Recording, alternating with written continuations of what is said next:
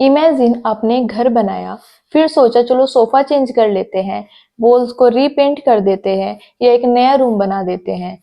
पर क्या आप उसके पिलर्स को चेंज कर सकते हैं या तोड़ सकते हैं? Answer is no, because if pillars breaks the whole house will collapse. बिल्कुल ऐसे ही हमारा कॉन्स्टिट्यूशन एक स्ट्रॉन्ग बिल्डिंग की तरह है, जिसमें पार्लियामेंट चेंजेस कर सकती है, नए लॉज बना सकती है, बट कुछ चीजें हैं जो कभी चेंज नहीं हो सकती। ये है basic structure of the constitution.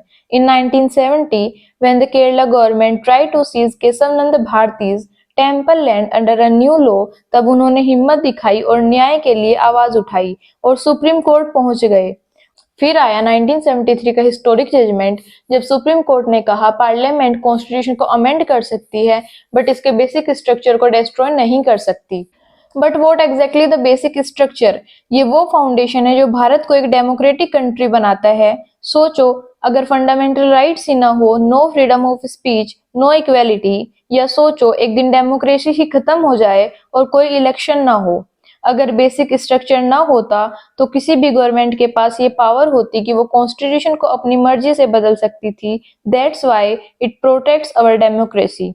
पर कहानी यहाँ खत्म नहीं होती। आज भी कई बार बेसिक स्ट्रक्चर को चैलेंज किया जाता है, बट कॉन्स्टिट्यूशन एक स्ट्रॉन्ग ट्री की तरह है जिसके प्रोटेक्टर हम सब है। कमेंट्स में बताओ, क्या तुम चाहोगे कि कॉन्स्टिट्यूशन का बेसिक स्ट्रक्चर बदल दिया जाए?